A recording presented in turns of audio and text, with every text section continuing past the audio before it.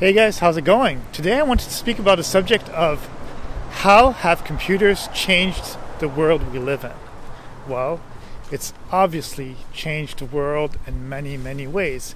Could you actually even imagine living in a world without this wonderful technology that we call computers and then its extension, internet?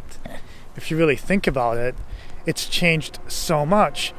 I remember as a kid that, for example, just having to call my grandparents in Italy was a whole ordeal because, yes, you could call them, but it was really expensive. It was very expensive to do something like that.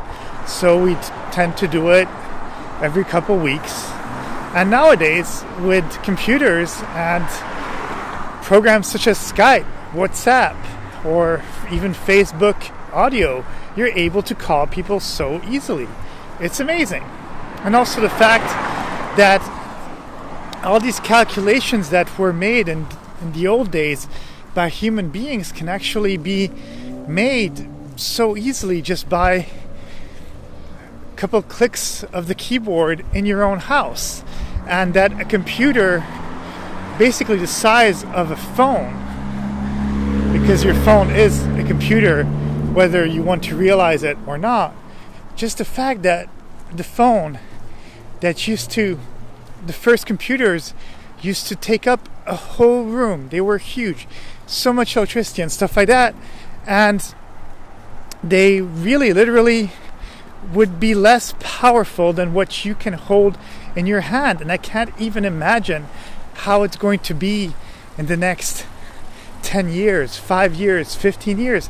If you look at the evolution of video games, for example, if you look at a game from the 70s, a game from the 80s, a game from the 90s, to a game from the early 2000s to now, everything has changed. It's becoming more and more realistic. We're basically getting into an era where we might actually be able to recreate a world that is better than ours within a computer. And once you get to that point, I have spoken about that subject. What if people just want to live in the virtual world? After all, even in today's society, if you really think about it, people live in video game worlds such as World of Warcraft or any MMO online. And it's just crazy, because how can something like that even be feasible? Really? And the fact that there's so many people who still don't recognize that in some way and don't let themselves accept the fact that we can use computers sometimes blows my mind. That's why I don't understand. There's a lot of people that are elderly that could be in their 70s, 80s, 90s, and when you really think about it, well, there was already computers in the 70s. Granted, it was expensive, but a lot of the video game era happened in the early 80s. Well, you might not realize it, but that's almost 40 years ago. So the people that are 70 years old now, they were 30 years old. And you're not going to tell me that at that time they might not have wanted to learn something new, such as using a computer, because it's kind of fascinating. But I think that in the old school way, people just don't want to learn. But me, myself, as somebody who wants to be part of this world, I feel that it's important to know all the new trends, all the new music, all the new stuff that's coming out, and not limit yourself by saying, well, I've dealt with it for the past 30 years this way, I don't need it, I live my life fine, because then I'm closing myself. Why wouldn't I try to use it? Why wouldn't I try to learn something new? And hey, maybe I might discover something cool and then be like, hey, how could I have actually lived so long without it? And yes, it's very easy to live without a computer and stuff like that, but it just makes everything so much easier. And also the fact of being able to sometimes even fix your own things and go into the components if something's broken, like opening up something and trying to figure out what's wrong with it, is also an advantage, because then you're able to actually maybe somewhat understand how it actually works inside. I'm not telling you to become a wizard at this and build your own stuff at home, but just to kind of have an understanding so that it kind of makes sense, be it knowing how current works, be it knowing how the software somewhat works, just to have a simple idea, just not to limit yourself, because we basically decide to limit ourselves a lot of times. If we decide that we don't want to know it, well, we're not going to know it. But sometimes when you need to, if for example you got a job and you knew that was something that you needed to know, well, you might learn it. You might actually have done it. And that's what I find so fascinating, So, yeah, computers have totally changed our life, and now we're at this sort of computer 2.0 in a way with internet. But yeah, how can it change our lives even more? Well, if you really think about it too, nowadays we're getting into a world where more and more stuff is not physical media anymore. It's all digital. So you don't have any blockbusters anymore where you're able to rent out DVD or VHS. You do have red boxes. Maybe one or two blockbusters or blockbuster-like stores do still exist here and there. And it's nice to have that physical media, because I did grow up in that age and I like touching it, unfortunately. But it's true that in an era where we're getting more and more people on this earth, we have to be able to save space. And also, in order not to create all this plastic waste and all that, I think it's amazing that we'd be able to, just have everything digitally.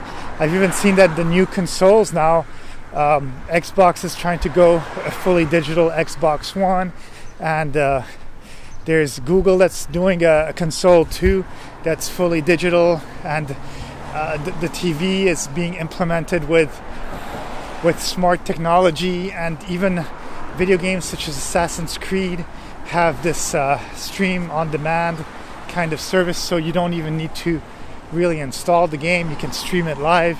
So we might even get to a point where the computer itself might become cloud-based, so you'll have this fast internet way of getting stuff, be it like through Li-Fi, which would be like at the place of Wi-Fi.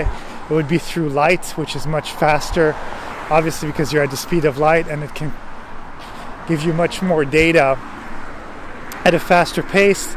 And maybe they'll be able to figure out a way where as people get more and more on this earth, and we reach 7 billion, 8 billion, 9 billion, 10 billion people, that we'll get to a point where you might not need to have such powerful gadgets in your hand. You'll have these computational cloud-based systems that are super powerful, and it'll be a sort of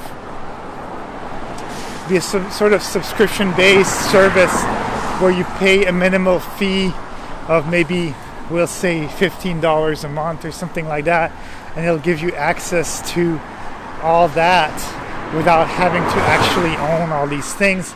So it's going to be very interesting, but definitely I think it's changed our world for the better. Of course, sometimes it can be for the worse, but I do think that as a whole, it really has changed. Computers have made our world much easier, and who knows, maybe we'll get to a point where we'll have robots, because we're already getting to that point where this technology will be able to take over the jobs.